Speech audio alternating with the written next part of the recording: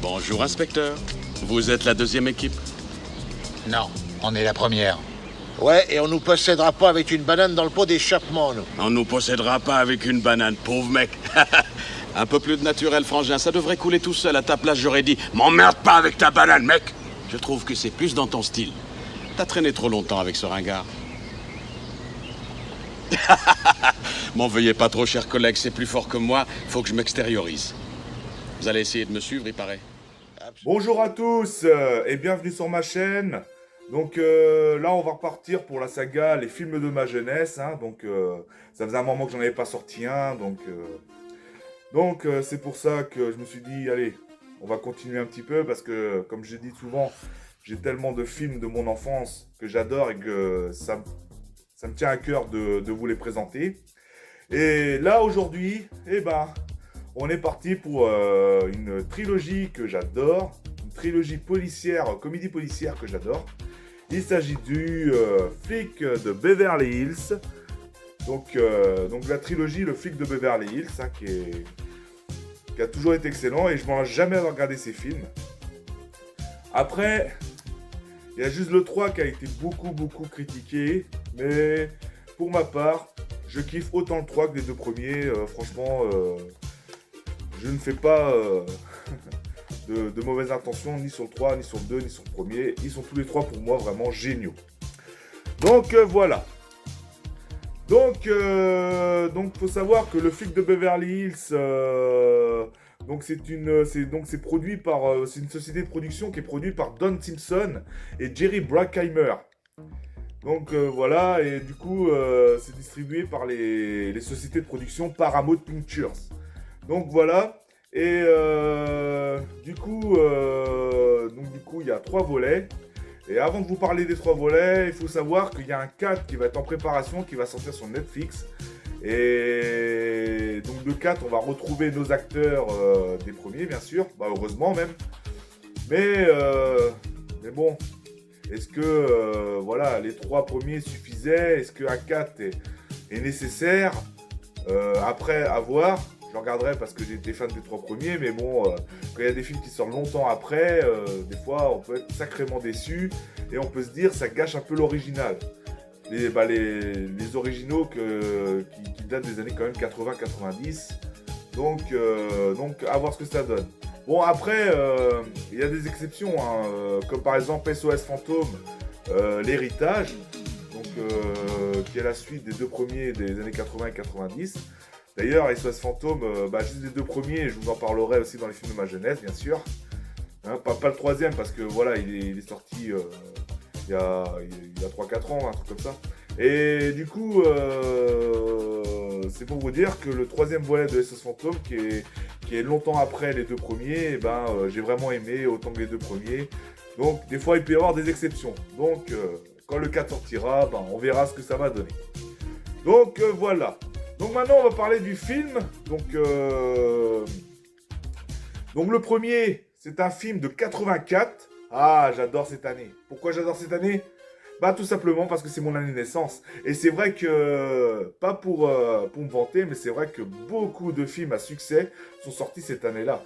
Et voilà, donc du coup, notamment Le Flic de Beverly Hills, de 84, est un film de Martin Brest. Donc Martin Brest, je le connais que dans le Flic de Beverly Hills parce que j'ai regardé un petit peu sa filmographie. Bon, il n'en a pas fait beaucoup, mais comment, dans les films, dans les peu de films qu'il a fait, les autres me disent absolument rien. Donc c'est pour ça que je ne vais pas m'attarder dessus. Donc on a aussi le Flic de Beverly Hills 2, celui-là, il est de Tony Scott. Alors Tony Scott, par contre, lui, il est très connu de ses nombreux films à succès des années 80-90. Donc, notamment, il avait fait Jour de tonnerre avec Tom Cruise, il avait fait Le Dernier Samaritain avec Bruce Willis, Ennemi d'État avec Will Smith. Donc, il est notamment connu pour Top Gun aussi, justement avec Tom Cruise également. Donc, voilà, il est quand même assez à succès quand même de ces films de ces époques 80-90. Et puis, dans les années 2000-2010, il en a fait d'autres pas mal. Donc voilà pour Tony Scott. Et le film de Beverly Hills 3 est de John Landis. John Landis qui est aussi connu parce que c'est lui quand même qui est l'auteur des Blues Brothers. Donc film quand même assez culte. Le Loup-garou de Londres également. Donc un film de 80. L'un des films de loup-garou qui est quand même le plus à succès quand même par rapport à d'autres films de loup-garou. Même s'il y en a d'autres qui sont assez cultes. Donc voilà pour ça. Donc sinon, là on va enchaîner sur les acteurs. Donc bien sûr, on va commencer par Eddie Murphy. Donc Eddie Murphy,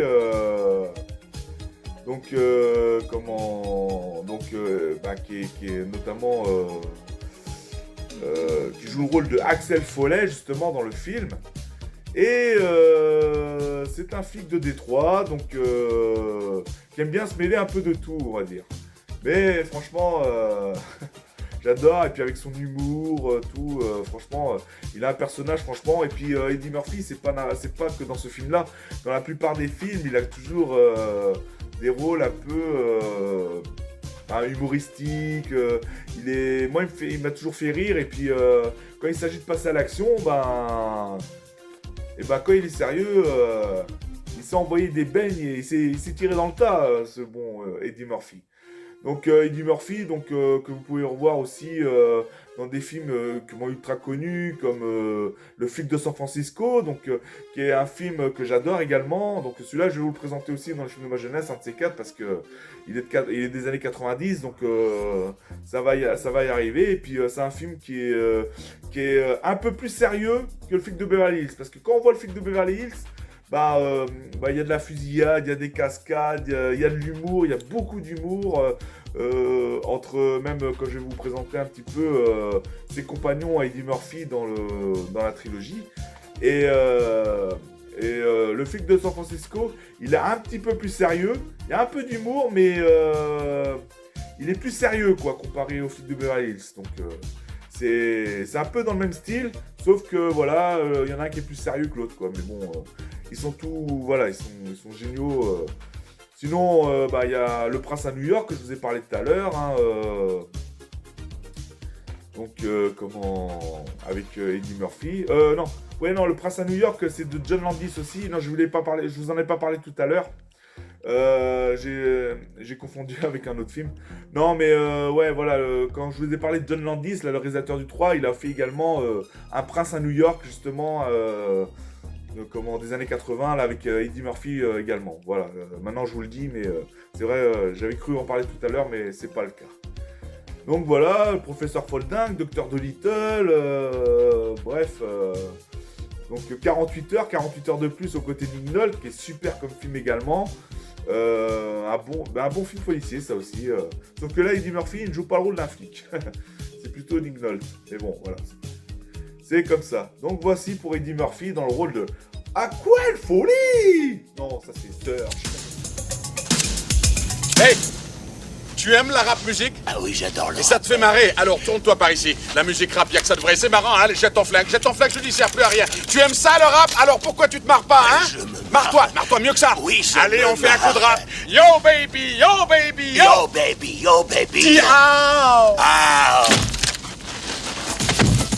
Maintenant, je vais vous parler de ses deux collègues à Eddie Murphy. Donc surtout que Eddie Murphy, c'est un policier de Détroit.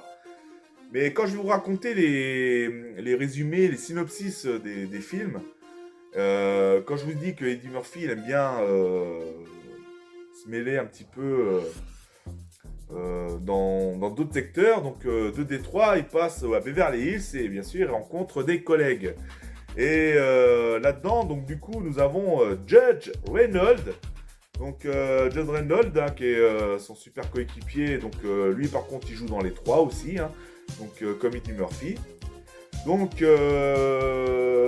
voilà. Et puis du coup, dans le rôle de Billy Rosewood. Donc c'est un des personnages dans le film que j'adore aussi. Il me fait beaucoup rire. Et Eddie Murphy l'entraîne beaucoup dans ses galères. Et sinon, quand on voit dans le troisième volet, il a monté en grade. T'es commissaire ou quoi? Je suis DDO JSIOC.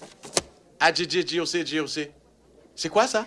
Ça veut dire député directeur des opérations de jonction des systèmes interdépartementaux d'opération commando. Ok, vous savez, vous savez ce que ça veut dire? Bah moi non plus. Donc voilà, pourtant il explique ce que c'est, mais bon voilà, c'est trop long à dire en fait son slogan quoi. Donc voilà pour Billy Rosewood. Vous êtes viré! Vous voulez essayer de m'écouter? Ferme, je vous ordonne de la boucler une fois pour toutes! Oh, y en a ras le melon, couille molle. L'affaire de l'alphabet, ça cachait un trafic d'armes. Celle-là! Et c'est ce mec-là qui les vendait. Et Dent les lui payait avec l'argent du hold-up de chez Adriano et aussi avec le casse de son propre champ de course. Il allait partir! Essayez un peu de sortir la tête d'entre vos fesses et vous allez voir qu'on a découvert tout le merdier! Maintenant, on va passer à John Ashton dans le rôle de John Taggart dans le film. Donc qui est qui travaille souvent avec Billy Rosewood dans les affaires. Donc c'est souvent le duo choc. Et du coup, Eddie Murphy, c'est pareil, hein, comme je vous dis, Axel Foley, il les entraîne dans des galères, pas possible. Donc John Ashton, pareil, il est entraîné dedans. Mais lui, il me fait beaucoup rigoler également. C'est un personnage que j'adore énormément dans cette trilogie, non, dans ces deux premiers films, parce que John Ashton, faut le savoir, il n'apparaît pas dans le 3. Et tout simplement parce que il n'était pas satisfait du scénario. Le scénario ne lui plaisait pas. Donc du coup, il n'a pas voulu tourner dans le 3. Et c'est pour ça que dans le 3, ils l'ont fait passer pour quelqu'un qui est en retraite. Voilà. Mais apparemment, il va revenir dans le 4e volet sur Netflix, qui est en préparation. Donc on verra. Donc dommage, parce que moi, après le scénario du 3, moi je l'ai bien aimé. Moi, je vous en parlerai tout à l'heure, mais c'est vrai que le 3, même s'il a moins été aimé comparé aux deux premiers, moi je l'ai autant kiffé que les deux premiers. Donc voilà, quoi. Après, comme on dit, les goûts et les couleurs de chacun, hein, ça se discute. Donc voilà. Donc voilà pour John Ashton dans le rôle de Vient de John. se faire balancer à travers une vitrine. Nous avons 6 témoins qui disent qu'ils vous ont vu pénétrer de force et saccager tout ce qui se présentait avant de sauter à travers cette vitrine. Et c'est ce que vous croyez? Enfin merde, vous êtes des flics ou des concierges? Nous sommes plutôt enclins à faire confiance à un PDG d'une compagnie importante qu'à un flic mal embouché qui vient d'on ne sait où. Mal embouché, moi? Va te faire foutre. Allons, Je vais te faire avaler ça. Ça va, les gars, vos conneries ne m'impressionnent pas, mais si vous me cherchez, vous allez me trouver. Ne me touchez Va pas. te faire foutre, je te dis! Donc maintenant, je vais vous parler du patron de Axel Foley, donc Eddie Murphy dans le film. Donc son patron de Détroit et non de Beverly Hills. Donc il s'agit de Gilbert Robert Hill, donc qui joue le rôle de l'inspecteur Douglas Todd. Et Douglas Todd, par contre, on voit bien que c'est le chef de la brigade de Détroit, parce que il ne rigole pas lui par contre. Et Eddie Murphy se ramasse beaucoup de savon avec lui. C'est le cas de le dire.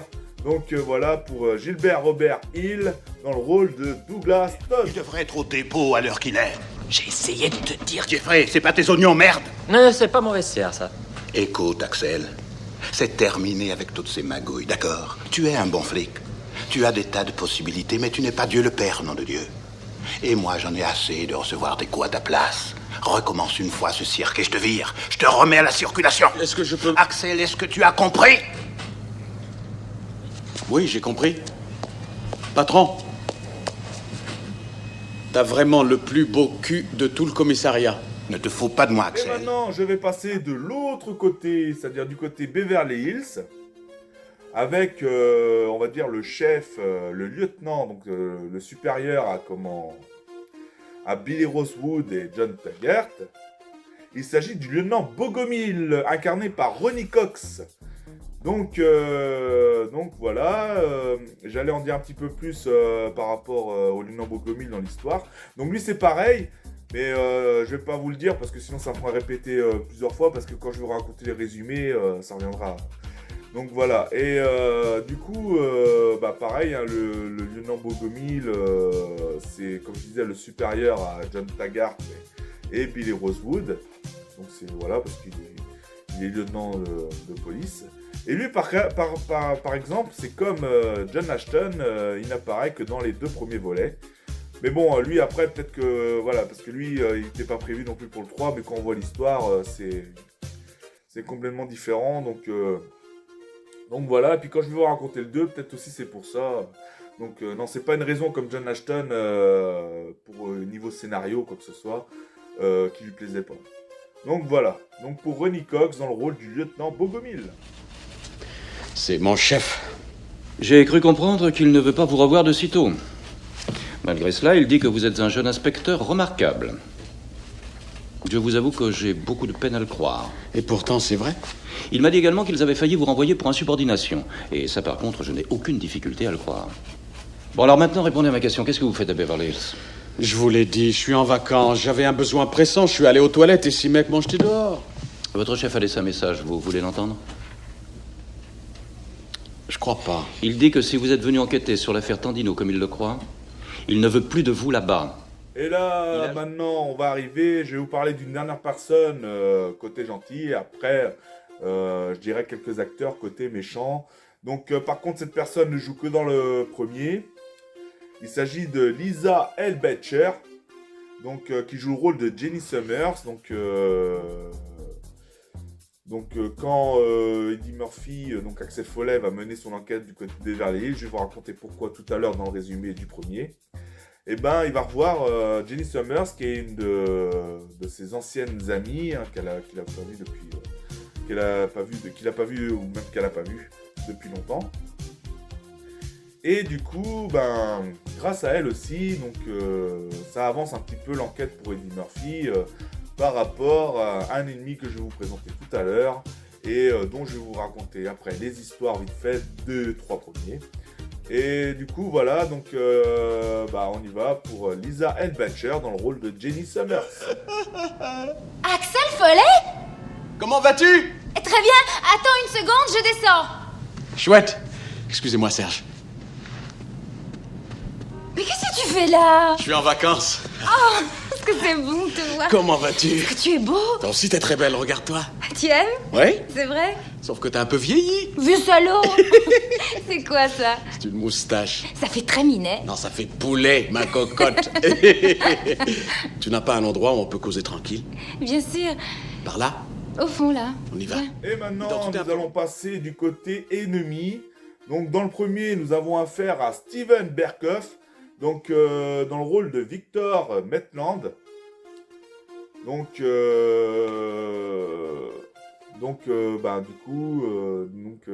Qui se retrouve, qui fait face à Eddie Murphy, dans une rage de vengeance. Donc, je vais vous raconter ça tout à l'heure.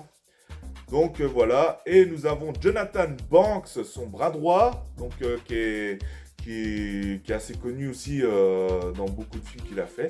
D'ailleurs, je vous en ai parlé dans un des épisodes de mes films de ma jeunesse de Jonathan Banks, parce qu'il joue le rôle aussi d'un ennemi dans le 3e volet de Crocodile Dundee. C'était quand j'avais fait la trilogie de Crocodile Dundee.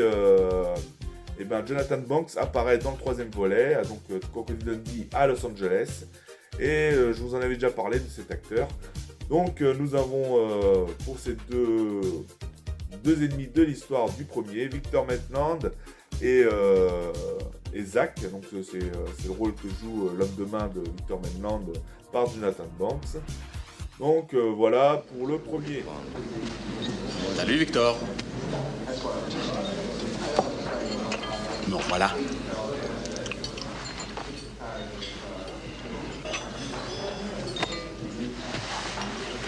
Conseil, tenez-vous à Carole l'artiste.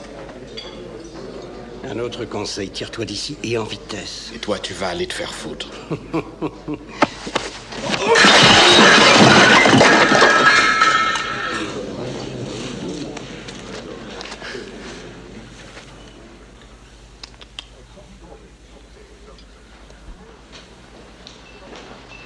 Ça, c'est très bien, Victor. Vous devriez apprendre à votre chien de garde à bien se tenir à sa place.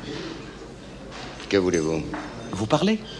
Je n'en ai pas eu beaucoup le temps la dernière fois. Je suis navré. Donc maintenant, au niveau du 2e volet, côté ennemi, nous avons Jürgen Prochnow.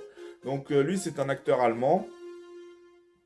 Et du coup, on va dire que dans le 2, c'est une histoire d'un gang qu'ils appellent ça le gang de l'alphabet.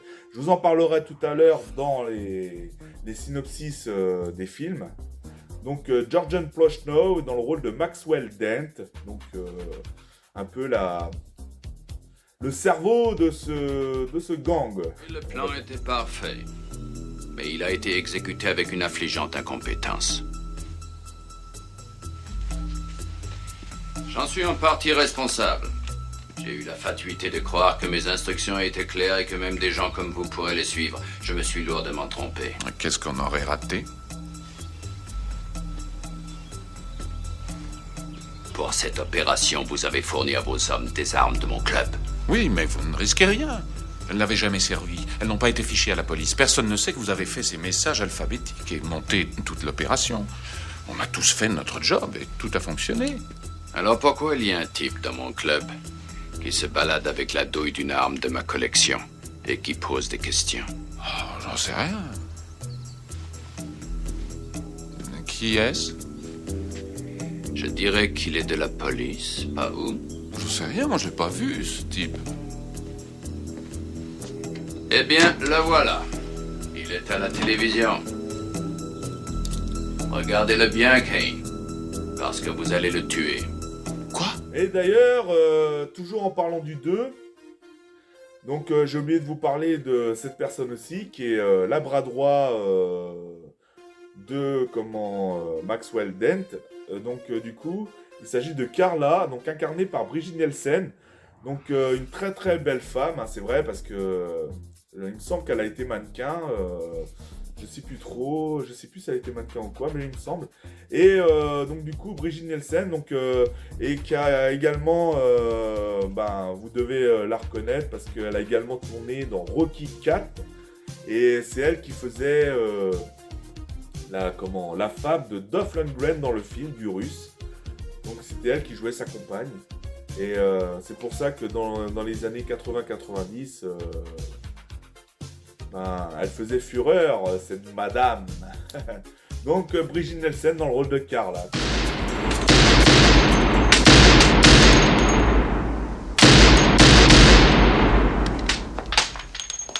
Dites, ça doit prendre longtemps pour raser ces jambes-là. Je suppose que c'est censé être un compliment. Non, c'est une façon de proposer mes services. Non, sans façon. D'ailleurs, maintenant, on va parler donc dans le 3. Mais j'ai oublié, avant de vous parler de l'ennemi du 3, j'ai oublié de vous parler de deux autres personnes qui sont dans le 3 et qui ont un rôle important. Et j'ai oublié de vous en parler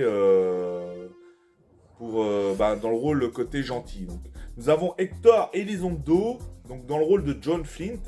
Donc qui aide Axel Foley dans son enquête. Et puis au départ, il est pas trop d'accord.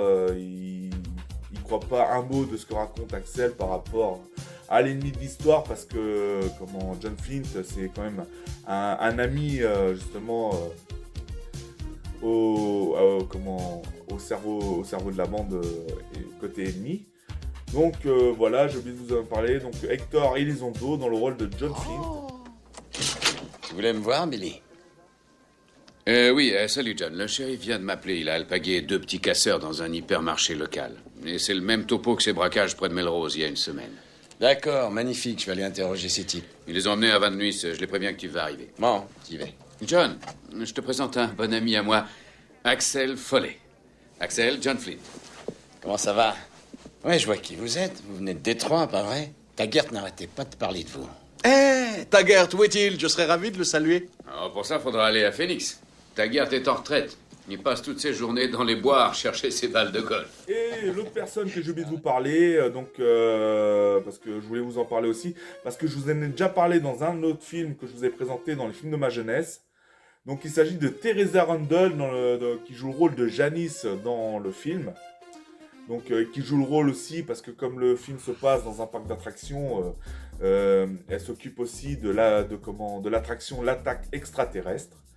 Et du coup, je vous en avais déjà parlé, c'est vrai, c'est pour ça que je vous en parle aussi. Dans le film Space Jam que je vous ai présenté dans les films de ma jeunesse, donc elle joue le rôle de la compagne de Michael Jordan.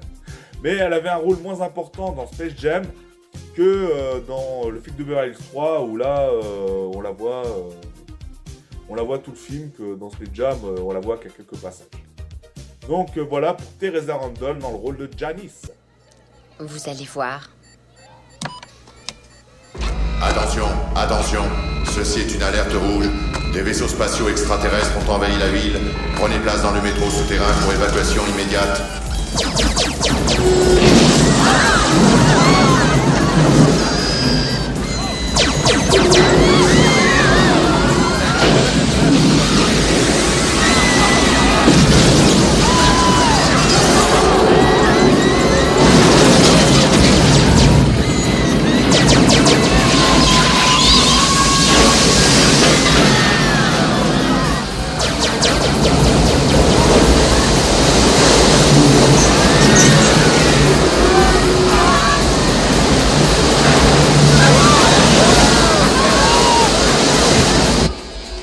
C'est démentiel. C'est l'attraction la plus populaire ces derniers temps. Excusez-moi, mais qu'est-ce que vous faites ici? Oh, c'est vrai, on m'attend. J'ai quelqu'un à voir. Mais merci pour l'attraction, hein?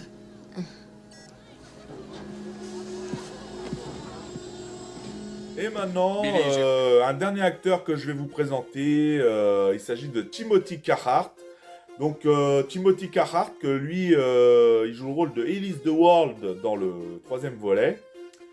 Et donc du coup, c'est l'ennemi de l'histoire. Donc du coup, vous allez savoir pourquoi tout à l'heure quand je vais vous raconter le synopsis.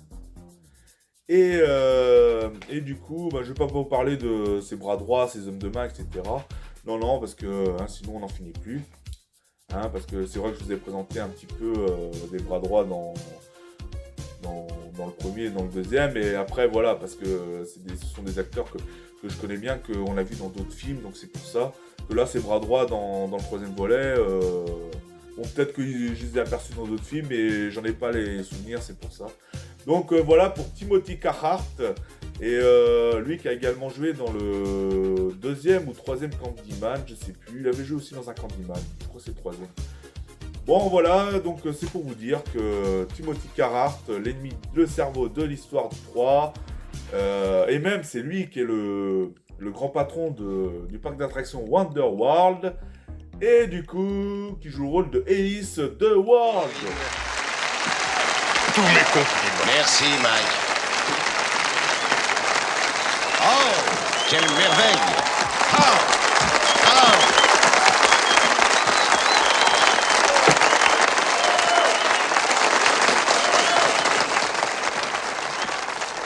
Surtout ne fais rien, Axel, c'est ce que tu sais le mieux faire.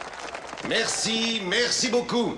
Il arrive souvent des choses magiques dans la vie. Quand vous travaillez dans un endroit magique comme Wonderworld et que vous avez des patrons aussi merveilleux qu'Orrin Sanderson et Oncle Dave Thornton. Je ne pense pas qu'Oncle Dave m'en voudrait.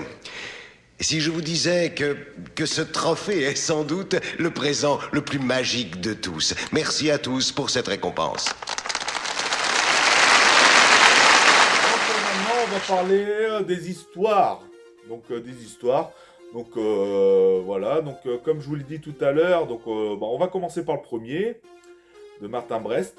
Donc comme je vous l'ai dit tout à l'heure, donc Axel Foley, c'est un flic de Détroit justement, et du coup son meilleur ami, l'un de ses meilleurs amis qu'il n'a pas vu depuis pas mal de temps parce qu'il était enfermé. Et du coup, il était sorti, donc il vient rendre visite à Eddie Murphy, Axel Foley, à son appart. Et puis, ils passent un petit peu de temps ensemble, jusqu'au moment où son ami, justement, il se fait descendre. Donc, il se fait descendre par les hommes de main de Maitland. Et du coup, Eddie Murphy, vu qu'il n'a pas vu qui c'est qui l'a descendu, parce qu'il a été frappé, il a été assommé par derrière. Du coup, il dit, il voudrait bien mener cette enquête. Mais comme je vous l'ai dit tout à l'heure, l'inspecteur Todd, qui est d'humeur assez sérieuse et stricte, ne veut pas que Axel participe à cette enquête sous peine d'être licencié ou voilà quoi. Donc du coup, comme Axel veut prendre quelques vacances, il demande l'autorisation à Todd. Todd est d'accord, mais il dit, par contre, si tu te mêles de cette enquête, c'est plus la peine de revenir. Mais il n'en fait qu'à sa tête. Derrière l'inspecteur Todd, il va quand même à Beverly Hills mener cette enquête. C'est là où il rencontre Jenny Summers, que je vous en ai parlé tout à l'heure, son ancienne amie qu'il n'a pas vu depuis longtemps. Et du coup, Jimmy Summers lui donne des indices, et du coup, par rapport à Maitland et sa bande, et du coup, Axel Foley décide de mener l'enquête jusqu'à trouver qui c'est qui a réellement tué son ami. Et quand il découvre que Maitland et son équipe sont dans des affaires palouches, de drogue, etc. Et du coup, Axel, il a tout de suite compris que eux hésitaient pour quelque chose, car le meilleur, l'ami donc en question s'appelait Mike Tandino, celui qui a été tué, l'ami de Axel Foley. Et Axel a compris par la suite que Mike travaillait pour Maitland et travaillait pour Maitland, quoi. Et du coup, il a tout de suite compris par la suite que Maitland et son équipe y étaient pour quelque chose, pour la mort de son ami. Et du coup, Axel, il se venge, et puis voilà, pour venger la mort de son ami. Je vous ai dit pas de toucher, bordel! Ça va pas se passer comme ça, lâchez-moi! Lâchez-moi, bordel! Merde! Lâchez-moi! Jouez pas au con, les mecs, lâchez-moi, merde! Mais vous allez me lâcher, merde! Mais je rigole pas, les gars, vous allez me le payer! Je vous jure que vous le regretterez!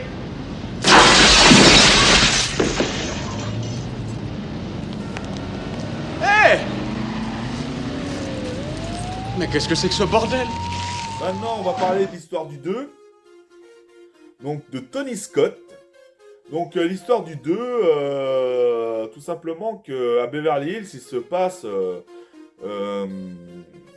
de gros délits entre une bande, ils appellent ça le gang de l'alphabet, parce que ils font des braquages de bijouterie, de banques, etc.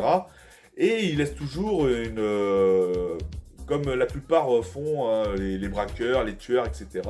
Ils laissent toujours un indice pour montrer d'où ça vient. Et justement, c'est une espèce de une espèce de lettre sur les lieux du crime, avec une lettre de l'alphabet. C'est pour ça qu'ils l'appellent le gang de l'alphabet. Et du coup, justement, là, c'est comme c'est du côté Beverly Hills, donc c'est pas du côté de Détroit. Du coup, le sergent John Taggart, lieutenant Bogomil, l'inspecteur Rosewood, Billy Rosewood, donc le trio de Beverly Hills décide de mener cette enquête. Et pendant qu'ils mènent cette enquête, justement, le lieutenant de la police, Ronnie Cox, donc Bogomil, donc il se fait tirer dessus par justement ces malfrats. Et heureusement, il est toujours en vie, mais dans un état grave à l'hôpital. Et du coup, quand Axel Foley, il apprend ça, et comme je vous ai dit tout à l'heure, Axel est le genre de gars qui aime bien se mêler un peu de tout, même si ça ne le concerne pas. Ça le concerne un peu, vu que comme il alliait beaucoup d'amitié avec justement Billy Rosewood, Bogomil, etc. Donc quand il a appris ça, il s'est senti tout de suite concerné. Donc c'est un peu normal, quelqu'un qui apprend que son ami s'est fait tirer dessus. Bon voilà, on va essayer de savoir qui c'est, pourquoi, et puis si on peut le venger. Non mais voilà, c'est pour vous dire. Et du coup, Axel Foley décide de se rendre à Beverly Hills et mener cette enquête aux côtés encore des sergents Taggart de John Ashton et Billy Rosewood. Il décide de mener cette enquête jusqu'à anéantir ce gang de l'alphabet, bien entendu. Je me fais un brin de vacances. Ah, tu veux parler des travaux de la façade? Ah oui, ça me gêne beaucoup ce merdier. Mais je me contente d'utiliser les chambres qui donnent sur la piscine. Une belle piscine, n'est-ce pas? Un camping provisoire. Pas de salade, tu l'as volée cette villa, hein? Mais comment on vole une villa? Elle est à mon oncle, cette villa. Il a un goût de chiotte, ton nom. Toi, t'y connais rien. Oh, la télé, matez ces nichons. Oh, c'est un miracle, des nichons comme ça. Non, elle en a 2. Alors, orange, bière? Bon, allez, ôtez vos falzards, les gars, venez, l'eau est très bonne. Ça va, Axel, sors de la flotte, cherche tes fringues et quitte cette maison, t'es encore un trou du cul de flic. Hein? Alors, assez déconner, tu vas tous nous flanquer dans la merde. Oh, qu'est-ce que ça m'excite quand tu causes vulgaire. Allez, amène-toi et trempe tes fesses. Axel, tu sors de là ou je te démolis les...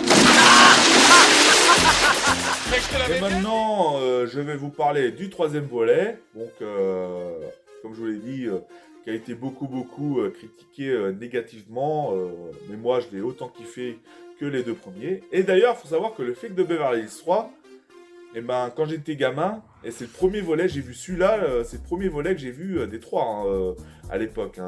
J'avais vu le 3e avant les 2 premiers. Et c'est pour ça que comme j'avais bien aimé justement le 3e, j'ai voulu regarder les 2 premiers. Mais c'est vrai que j'avais loupé à l'époque les 2 premiers, et puis j'étais tombé sur le 3 dans les années 90. Et du coup, ben, j'ai voulu regarder les 2 premiers pour voir, parce que j'avais kiffé le 3e volet. Et du coup, ben, quand j'avais regardé les 2 autres volets, ben, j'avais autant kiffé, et je me suis dit, ça c'est une trilogie que j'adore. Donc voilà, maintenant l'histoire du 3, donc c'est justement Axel Foley. Donc avec ses hommes, ils décident d'enquêter sur un garage automobile, donc justement à Détroit.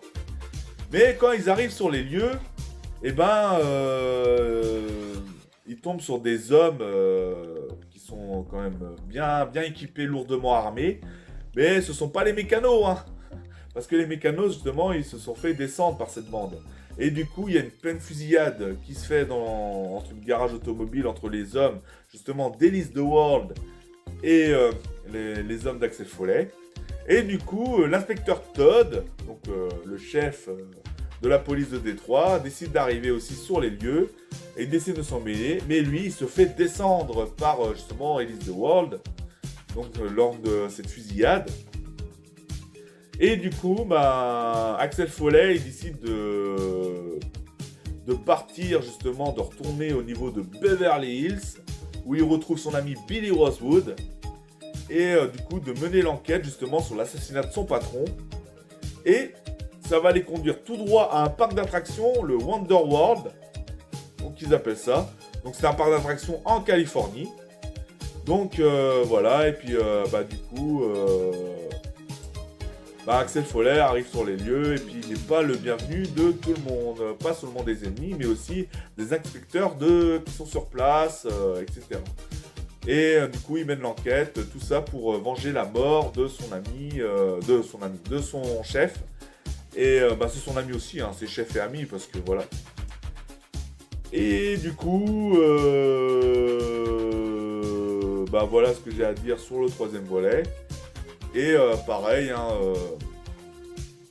il y a des grosses fusillades dans ce film, même au niveau du parc. Et du coup, je comprends pas pourquoi John Ashton, tu n'as pas aimé le scénario de ce film. Moi, j'ai trouvé un peu... il n'est pas exceptionnel non plus, mais il est bien, quoi. Moi, c'est un bon film policier, hein, également, comme les 2 premiers. Elise the World! Elise the World! Fais-leur un petit sourire, Elise, profite-en, ça va pas durer. Oh, mais qu'est-ce qui te prend, Foley? Ne dis pas que tu en veux d'avoir tué ton petit ami. Je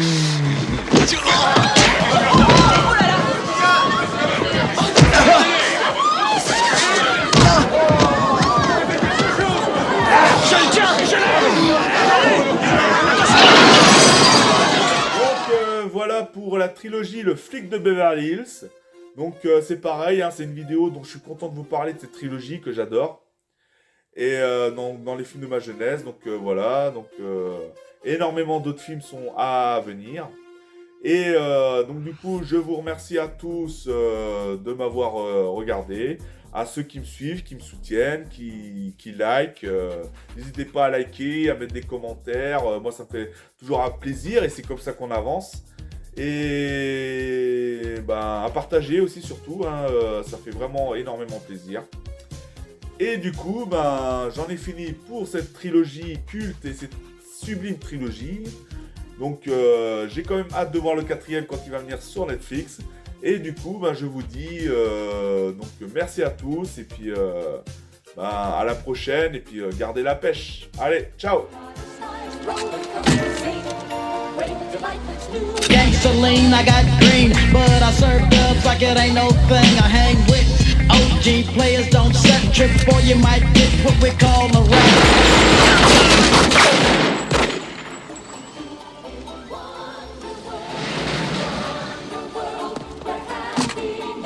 North Dakota, South Dakota. go to Illinois and Indiana moon. Keep shining on Oklahoma, Minnesota, Arkansas, and Georgia in June. Plain to see you're the moon for me. I'm crazy about the panorama. For when you're shining on Tennessee.